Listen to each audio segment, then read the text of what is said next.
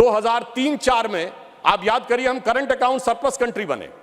2003-4 के चौथे क्वार्टर में हम सबसे तेजी से बढ़ने वाली अर्थव्यवस्था हुई और इंडिया सक्सेस स्टोरी 2003-4 में कही जाने लगी। यही वो दौर था जब खुदाई हुई और 70 खंबे निकले थे, जहां से साबित हो गया था कि श्री राम लला विराजमान के पास ही वो मंदिर है।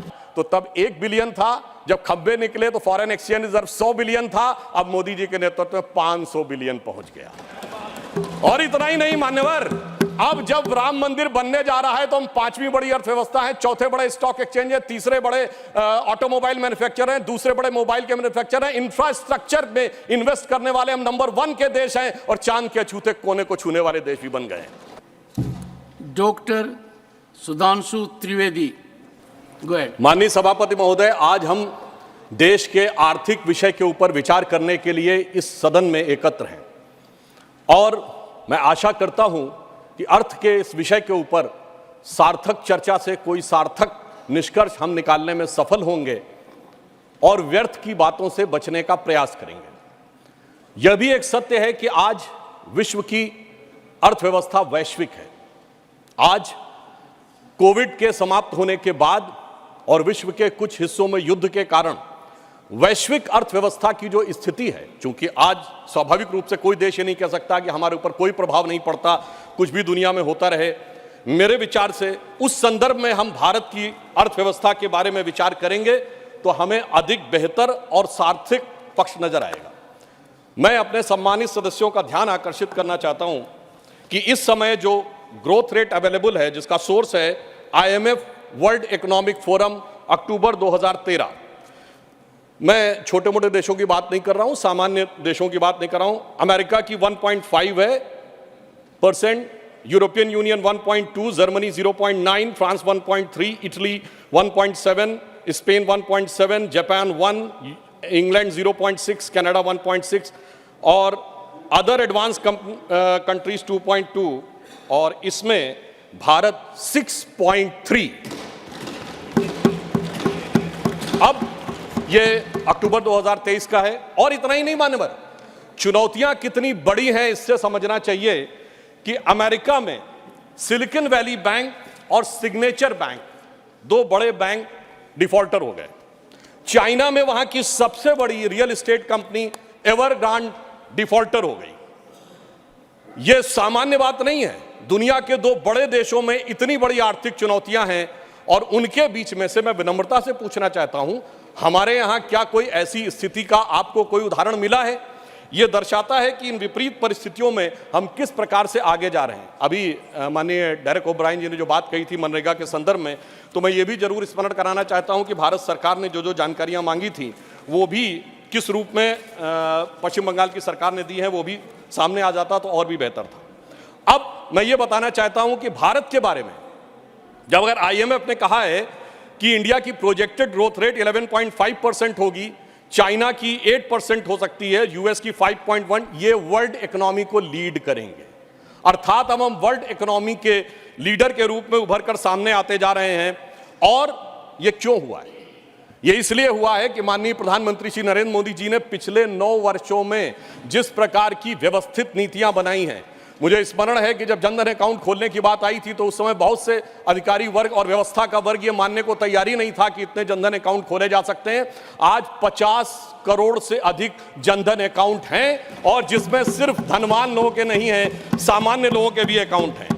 जब मान्यवर देश आजाद हुआ तो उस समय भारत की अर्थव्यवस्था पे ताला लगा हुआ था। हमारे तुरंत विपक्षी लोग कहते साहब कुछ था नहीं, बहुत कुछ हम कर नहीं सकते थे।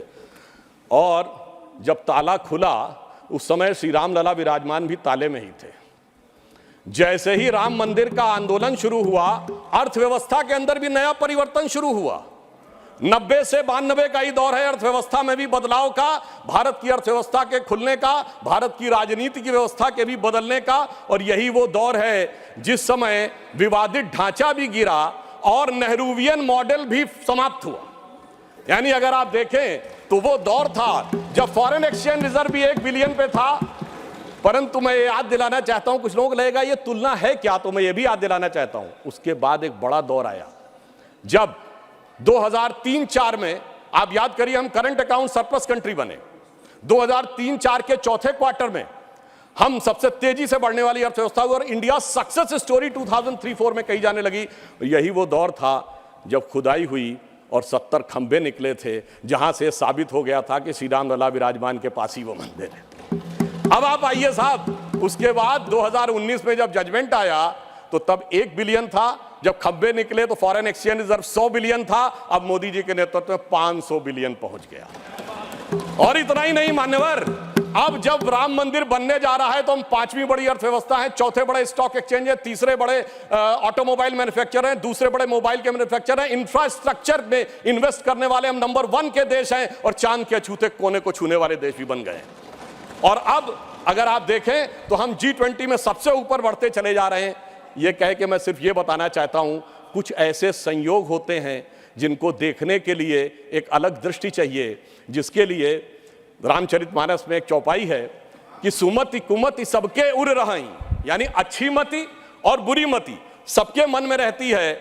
नाथ पुराण निगम यह कहीं, ये पुराण और उपनिषद ये बताते हैं, और जहां सुमति तहां संपत्ति नाना, जहां कुमति तहां विपत्ति निधाना।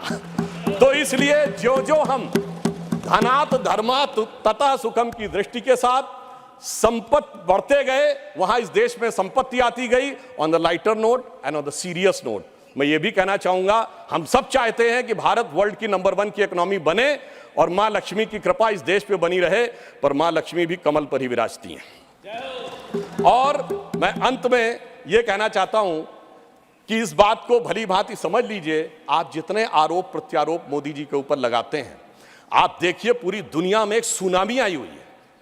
चाइना अमेरिका जैसे देश जूझ रहे हैं। ब्रिटेन में यह कहा जाता है कि जब जाड़े का मौसम आ गया है कि they have hardly money either to heat और टू ईट, यानी या तो खा लो या बिजली का बिल पेमेंट कर लो। उस दौर में मैं अगल बगल वालों की बात नहीं कर रहा हूं कि श्रीलंका और पाकिस्तान में क्या हो गया। जनाब, हमारा कैप्टन कितनी कुशलता के साथ इस सुनामी से भरी लहरों में लेके जा रहा है, मगर क्या कह रहे हैं विपक्ष वाले, अरे अगल बगल के पलटे जहाजों को मत देखो, दूर दराज के डहते जहाजों को मत देखो, ये जहाज के अंदर मुझे कुछ हिचकोले क्यों नजर आ रहे हैं उसके ऊपर देखो। तो मैं उनके लिए कहना चाहूंगा अपनी सरकार की तरफ से, और देखिए ये भी एक संयोग है, जब मैंने राम मंदिर की बात कही, संयोग से इस समय हमारी वित्त मंत्री जी के नाम में भी सीता भी है, रमण भी है और निर्मल भी है, यानी नई दिशा में आगे बढ़ रहे हैं। तो हम मोदी जी की तरफ से आपको एक लाइन कहना चाहेंगे अर्थव्यवस्था पे, जो आप लोग कहते हैं कि हमें इल्ज़ाम मत दीजिए, बहुत अफसोस होता है। हमें इल्ज़ाम मत दीजिए, बहुत अफसोस होता है। बड़ी तरकीब से कश्ती यहाँ तक लेके आए हैं, बदल देते हैं हम दरिया की लहरें अपनी हिम्मत से, आंधियों में भी अक्सर चिराग हमने जलाए। और फिर मैं एक बिंदु और कहकर, एक पंक्ति और कह के बात को समाप्त करता हूं। G20 में जो लोगों ने देखा उससे बहुत साफ दिखाई पड़ रहा है कि अब हमारे साथी समझ पाए न समझ पाए, भारत की जनता उसे समझ रही है और वो उत्तरोत्तर उस दिशा में आगे आ रही है जो नए भारत का स्वप्न मोदी जी के नेतृत्व में साकार होता दिख रहा है। तो मैं ये कहता हूं कि स्वप्न देखा था कभी, वो आज हर धड़कन में है। हम अर्थव्यवस्था के जो स्वरूप में जा रहे हैं, स्वप्न देखा था कभी, वो आज हर धड़कन में है।